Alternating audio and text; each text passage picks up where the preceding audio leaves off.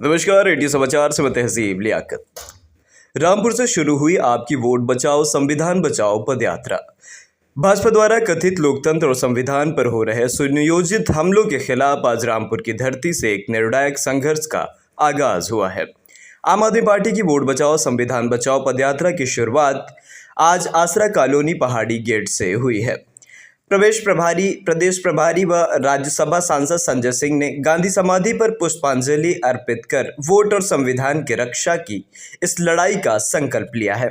संजय सिंह के नेतृत्व में शुरू हुई इस 6 दिवसीय पदयात्रा के माध्यम से एसआईआर के नाम पर मतदाता सूची से नाम काटने, गरीब, दलित, पिछड़े, अल्पसंख्यकों के वोट छीनने और संविधान को कमजोर करने की साजिशों के खिलाफ जनता को संगठित किया जा रहा है।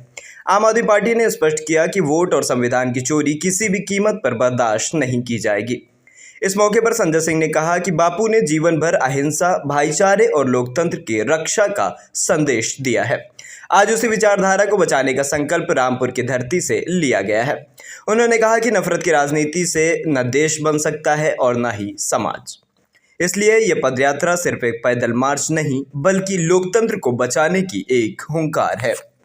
आसरा कॉलोनी पहाड़ी गेट पर विशाल जनसभा को संबोधित करते हुए संजय सिंह ने कहा, उत्तर प्रदेश में एसआईआर के नाम पर प्रधानमंत्री नरेंद्र मोदी, मुख्यमंत्री योगी आदित्यनाथ और मुख्य चुनाव आयुक्त ज्ञानेश कुमार मिलकर 3.5 करोड़ वोट काटने की साजिश कर रहे हैं।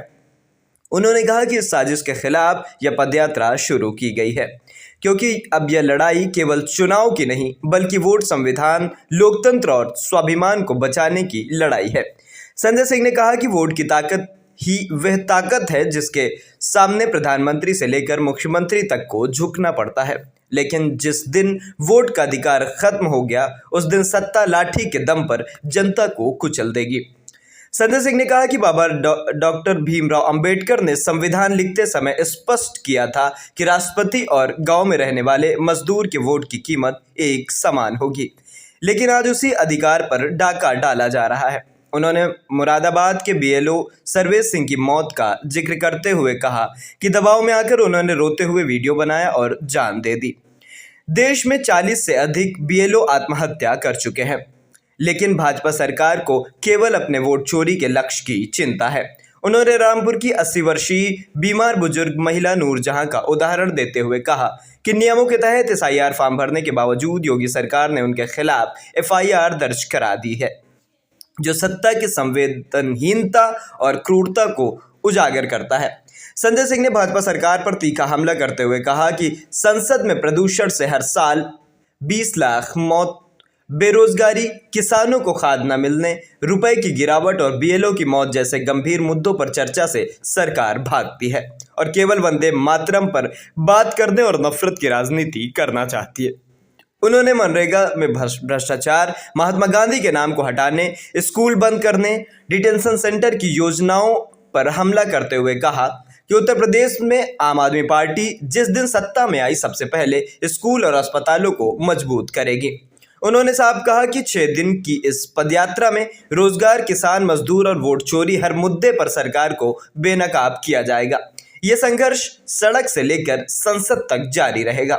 बताते चले कि 21 दिसंबर से 26 दिसंबर तक चलने वाली ये पदयात्रा रामपुर से शुरू होकर मुरादाबाद और अमरोहा तक जाएगी। पदयात्रा के दौरान जगह जगह जनसभाएं और जनसंवाद आयोजित कर आम जनता को वोट और संविधान बचाने की लड़ाई से जोड़ा जाएगा। मंडल प्रभारी अवनीत कुमार शर्मा के साथ विकी शर्मा की रिपोर्ट। देखिए, राष्ट्रपिता महात्मा गांधी की समाधि पर हम लोगों ने पुष्प अर्पित करके उनको अपनी श्रद्धांजलि दी और उनसे प्रार्थना की कि हम लोगों को शक्ति दें भारत के लोकतंत्र को बचाने के लिए, नफ़रत की राजनीति को ख़त्म करने के लिए, क्योंकि दुनिया नफ़रत के कारण बर्बाद हो रही है। नफ़रत की बुनियाद पे न दुनिया बन सकती है, न देश बन सकता है। और राष्ट्रपिता महात्मा गांधी जी का यही सिद्धांत रहा। पूरे जीवन भर उन्होंने अहिंसा का पालन किया, भाईचारे की बात की, सबको एक साथ लेकर चलने की वकालत की और एक ऐसे हिंदुस्तान की उन्होंने कल्पना की थी जहाँ पे सभी धर्मों के लोग सम्मान के साथ रहें।